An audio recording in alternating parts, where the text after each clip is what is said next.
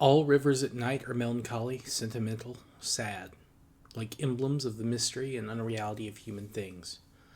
Under their spell, we seem to see things larger than our own small selves. Leonard Woolf. Welcome to this week's episode of Warfare, Advancement, and Revisionism. My name is Preston Floyd, and as always, I am your host. I'd like to thank you all for joining me this week. I appreciate the support. If you're a newcomer, welcome. I hope you'll peruse our backlog of episodes, and if you're a returning listener, thank you guys. As always, your support, again, means a lot. So, I am not feeling great tonight. Rough weekend.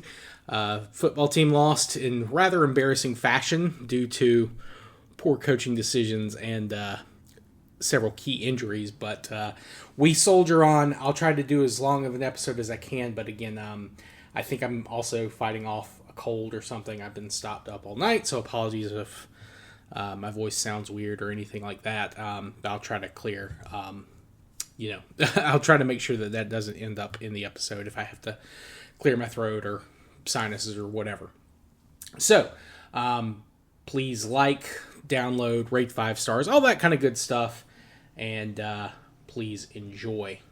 Now, before we get to our next big focus for the next couple of weeks, I did want to go back. There are a couple of items I want to quickly talk about from last week and, the episodes or two prior to that. First, I forgot to recommend 2 books that go much more in-depth on the topics we've covered the past couple of weeks, and what were 2 very useful and extremely entertaining, to me at least, sources that I used. These were like the biggest sources I used for Pi and a couple other things. But the first is The Horse, the Wheel, and Language: How Bronze Age Writers from the Eurasian Steppes Shaped the Modern World by Professor David Antony, and Proto: How One Ancient Language Went Global by Laura Spinney, or Spiney. I'm not quite sure how that's pronounced. Antony's book was released in 2007, so it is missing newer archaeological findings and DNA results, which challenges some of what he said and confirmed other things that he put forward. However, the level of study and research he did on horses and their evolution is incredible, and the details he went into that aspect of the details he went into in that book were very impressive, and I don't think any of that has really been challenged much. Proto is brand new. It came out in March of this year. Its primary focus is language, so it doesn't have an analysis of horse evolution and breeding, or as broad of a coverage of DNA and archaeology. Those subjects obviously come up, and while Spinney, again, I'm sorry, I'm not sure how it's pronounced, is primarily a journalist, she seems to have a very strong grasp of the topics she chose to cover in the books. And what's more, she explains them very easily. So if you're a pure layman, it's a great starting point. But there's enough deep analysis information that more informed readers should appreciate too. Also, she includes some great bits from interviews she did with scholars for the book, including Colin Renfrew, who we discussed last week, and how he was initially one of the big proponents of the Anatolian hypothesis for Pi before he, at this point, and she acknowledges this in the book, that he agrees now with Maria Gimbutas. Another thing I wanted to make sure I brought up properly and maybe expand on a little, because I think I mentioned it last week, but one of the big words that hints that Hittite was possibly a sister tongue and not a daughter tongue of Pi is wheel. The primary Pi word for wheel was kleklos. The Hittite word was herkes. Now, Pi and its daughters had other words they used for wheel, but these were sort of euphemistic or descriptive. Something like, take the English word wheel. We also have disc, ring, circle, hoop. Now, most native English speakers would never use those when we talk about, the device that moves our vehicles, or at least, helps move our vehicles, but they are synonyms, technically speaking. And Pi probably also used the word rothos, which meant something like runner. So they could use the technical term hueclos, but they could also just call them runner, which in Pi would be rothos again. Now, that also brings me to another thing I didn't really do. Pi speakers like to use euphemisms for things, particularly like predators. They had kind of a stigma about them. They didn't want to say the name, in case they actually summoned the animal by referring to them. Bears were referred to as honey eaters or honey thieves or something like that. They also would refer to them as the brown, just kind of euphemistically. Wolves were called howlers or the black. And the Pi word for wolf was lukos or wulkos. There's a little bit of a disagreement on the reconstruction of that one. And bear was hret. That is obviously related to our word ret, as in, you're in a crash, but wreck for Pi literally meant dangerous. The bears literally were dangerous. That's what they referred to them as. That was the proper name. And lukos or wulkos was something like danger. The Hittite word for wolf was walkua, and bear was hartaka or hartaga. So you can tell that, the words for animals very similar. The wheel, which obviously was probably a later discovery.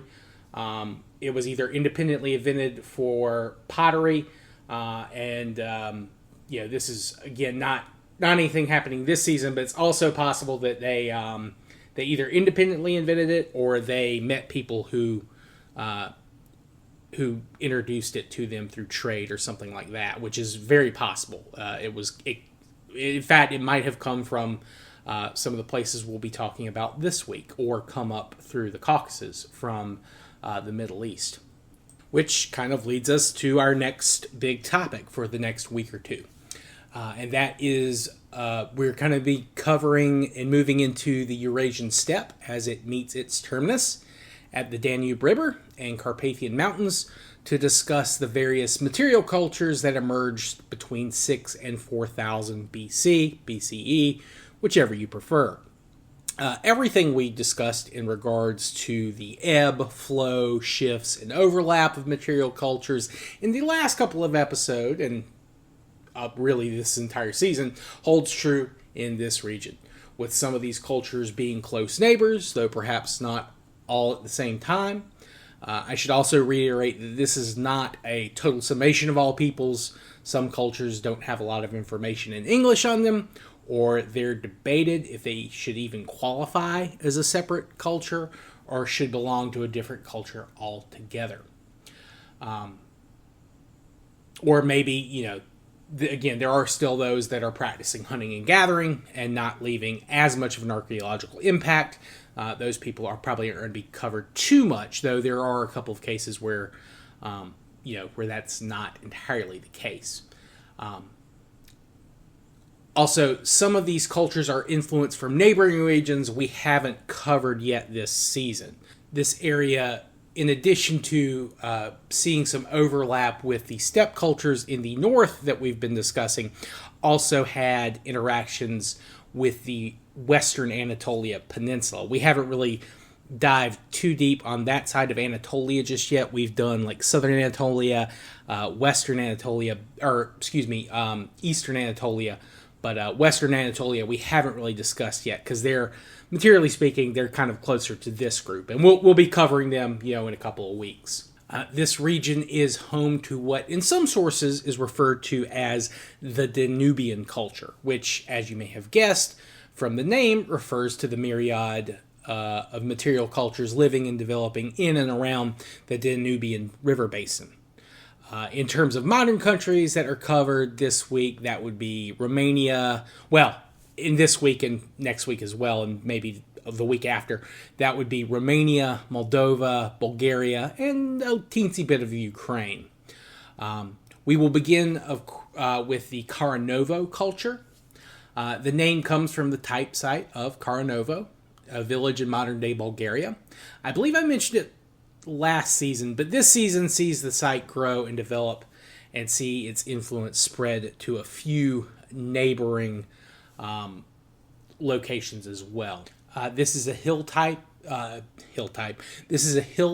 settlement. I think at one point at its high point, it had around 18 houses or buildings. Some of them may not have been houses. And they probably had somewhere to, right around 100 or so inhabitants kind of at its high point. And again, during this season, we'll begin to kind of see other settlements adopt very similar pottery and things like that that kind of show that there are links to Karanovo. It showed links. Karanovo is the earliest site that kind of shows these their type of pottery and things like that. And then the later sites come along a little bit later. Of course, duh.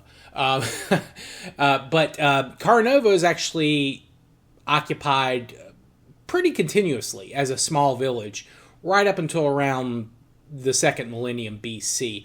But at that point, the Karanovo culture has been replaced by another material culture that we'll discuss later. But the Karanovo culture lasts right up until the end of this season. Also, I need to kind of rephrase something. When I say more or less continuously, there are periods where it was abandoned for maybe, 100 years or so. But it's, in the grand scheme of things, it's not that long that it's abandoned. But the sixth period of the Karanovo culture, or the sixth phase, ends around 4000 BC, and it's abandoned. We're not sure why. There's no signs of conquest or destruction at the village. They abandoned it, and then, a couple hundred years later, someone else comes along and reestablishes a community. We don't know, obviously, if they were aware of people living there before. Probably not. But that's, again, done by a different material culture. Their pottery is extremely well made, and they are very simplistic in their choices of coloring. It's either white painted pottery or black painted pottery. In some cases, they combine the two and create these really bold lines. They definitely had their own aesthetic, and it very much stands out from some of the other early pottery places that we've seen in other areas. So it's likely that the people that initially moved there adopted pottery very early. It may have even been founded by people who already knew how to create pottery. They also created ceramic figures of humans. People think that these are some type of fertility devices. There's a pair of a terracotta statue called the Lovers. They also made vessels in these kind of these weird, kind of vaguely human-esque faces, and then they have this weird shape. They did vessels shaped like animals. They also worked jade. Jade's not super abundant there, but there are some sources of jade where they were living. One of the jade pieces I saw there's it reminded me a little bit of the Trinacria, which if you've never seen it, it's a symbol for, like, you'll see on Sicilian flags sometimes. It's like three legs, kind of like they're almost running. It's three. The jade amulet was four, but that's kind of what I saw when I first looked at it. But I guess it could also be like some kind of a snake symbol, like a four-headed snake, maybe. It could also be, it could easily be something else. I'm not sure. I was trying to find information on it, but unfortunately I didn't find anything specifically mentioning that. But for whatever reason, that just struck me like when I first saw it. And I'll try to remember to put that image in when I'm doing the video for the YouTube side of things. The Karanovo are agricultural peoples. Then moving on to the next culture that's contemporaneous with the start of the Karanovo culture. This is the Dudesti culture. And the name comes from the Dudesti quarter of Bucharest. It was originally a small village kind of on the outskirts of the city that was eventually absorbed as Bucharest grew. The name is from Wallachian noble family. It may be translated as something like mulberry or mulberry tree. Dud is mulberry tree, and esti is it's a plural possessive suffix. You'll see it a lot of Romanian place names. There isn't much I could find about this culture, but I was able to see that they did have permanent settlements with semi-subterranean pit houses. They primarily practiced agriculture with some herding, though, of course, they still hunted and gathered to a smaller degree. They were descendants of Neolithic people from Anatolia, though we're not sure if their ancestors came to the region directly or if they were descendants of Anatolians who had lived a few generations in the southern Balkans. And then, somewhere maybe from modern-day Bulgaria or Greece, and then they moved north. Their pottery is very simple. It's well made, and it tends to be dark brown or gray, and a lot of pieces don't have decoration, or if they do, they're just simple, shallow lines.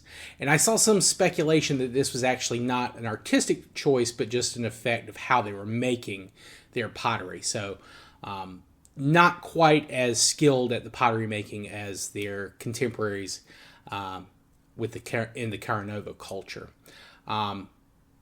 Now, the dates for the Dudesti vary, but they probably emerged sometime between 5,800 and 5,800 and 5,600 BC. Now, the Dudesti do not last very long. After a couple hundred years, anywhere between, again, it depends on when they started, but anywhere between 600 and 400 years after the Dudesti show up in the archaeological record, you begin to see a rapid change in their material culture, and this new phase is known as the Hamangia culture. And this is kind of towards the coast. The Karanovo are a more inland group. They do have some coastal settlements kind of on the Aegean Sea to the south. The Hamangia they occupy a much smaller area, kind of to the south of the Danube, along the Black Sea coast, right to the north of the Bosphorus. They don't actually reach the Bosphorus directly. But the Hamangia culture kind of ups everything that the Dudesti were doing in terms of pottery. Their pottery is much better made, and they embrace a much more artistic and aesthetic style. Most of their pottery is brown, but they do have a lot more decoration in terms of they use lines, sharp lines, not quite as wide as the lines that the Karanovo culture used. They also don't paint their pottery as white, but they do have a lot of humanoid figures that they're creating. There's one of what appears to be a man kind of thinking in a thinking pose. It looks like he's sitting on like a stool or something, and then he's got his legs on the ground, and he's holding his head in his two hands. There's also a what is assumed to be a female figure with a very broad posterior, and she's kind of sitting on the ground with one knee raised, and she's got two of her hands on the raised knee while her other leg is kind of flat and straight. They also have some life-size clay heads that they were making, as well as anthropomorphic pottery as well. So, pottery designed to look like human features. They also buried their dead with grave goods. They found them with jewelry, some of it made from bone, some of it made from shells, things like that. The name comes from the initial site where the culture was discovered. It's by a Hamangia. I could not get an etymology for this one, but I think the biggest site that they have, kind of their type site, like the ideal of the Hamangia culture, was at a place called Duran Kulak. And they last from about 5,200 to about 4,500. So they're contemporaries with the Karanovo as well. And in fact, the Dudesti may have been influenced by the Karanovo. There's definitely areas for trade or even conflict between those groups, though. Again, how much of that there is, it's hard to say. But the Hamangia do practice agriculture. Their homes were wattle and daub, though some of their homes did have stone foundations, and they were rectangular. I didn't see any notes about them practicing any herding. I'm assuming they had some animals, but most of their settlements are along the coast, and they also preferred to live near rivers and lakes as well. So fishing is definitely a part of their economy too.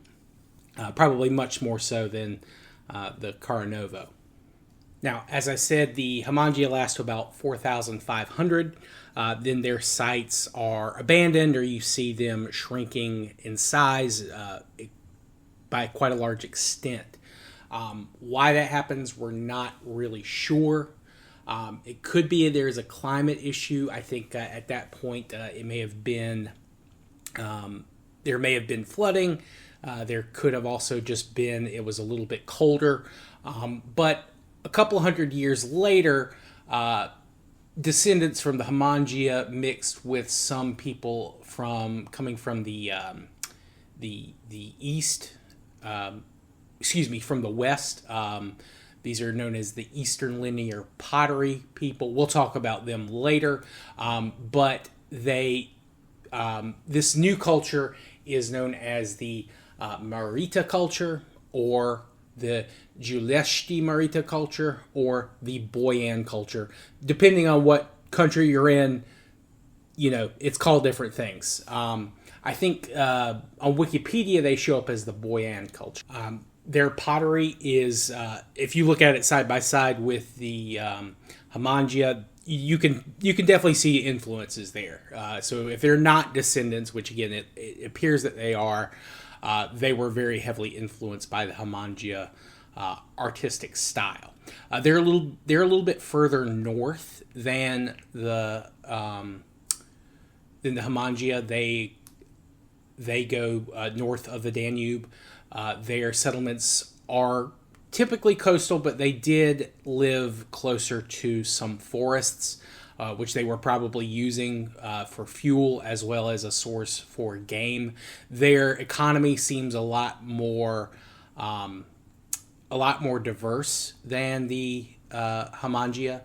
The Marita have, in addition to agriculture and fishing, they also have a lot of evidence of them hunting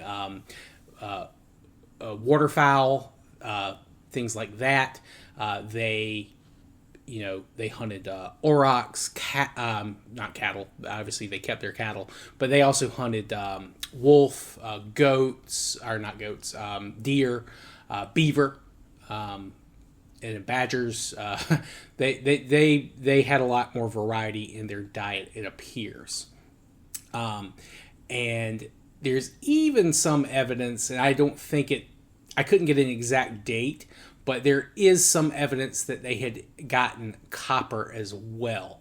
Though how deep they were in metallurgy, that's a little harder to say. There doesn't appear to be much evidence of them smelting copper, but they at the very least had contact with people who did smelt, which again I don't think is happening during the season.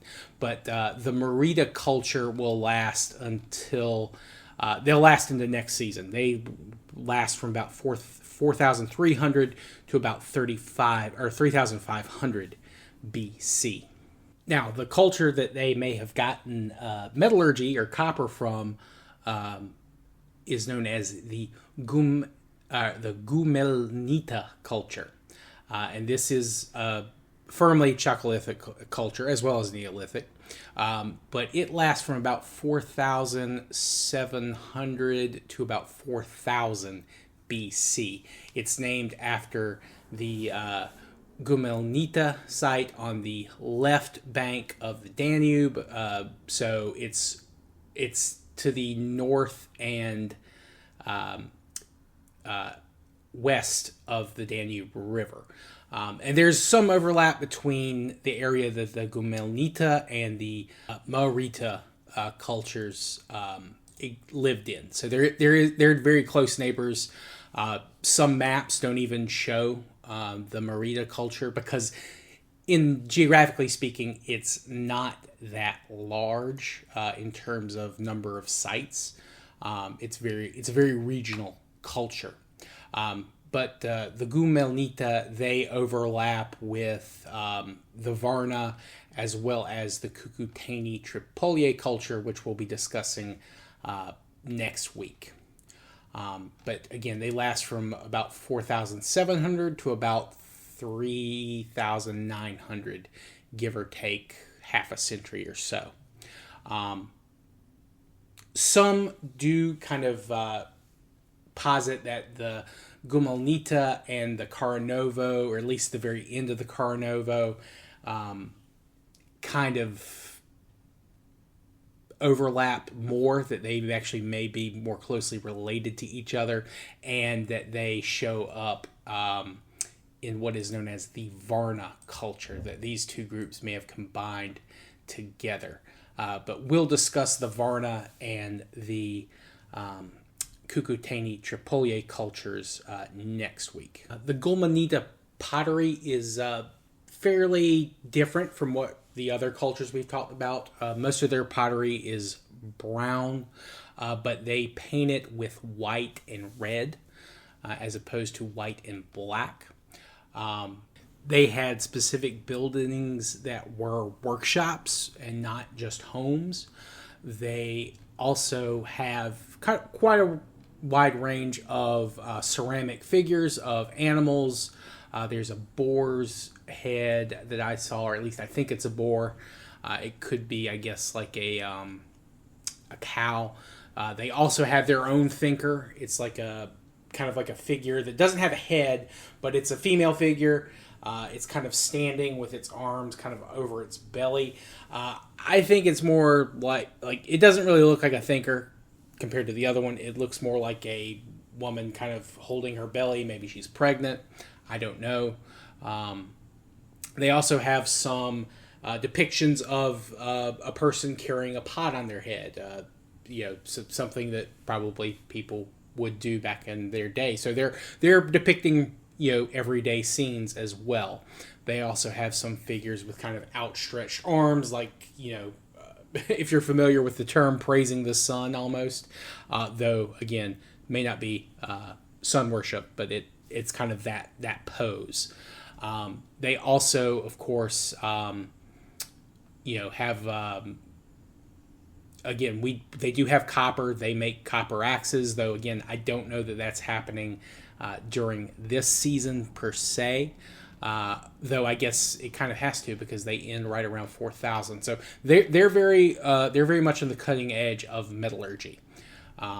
They also have gold ornaments as well that have been found at some of their sites.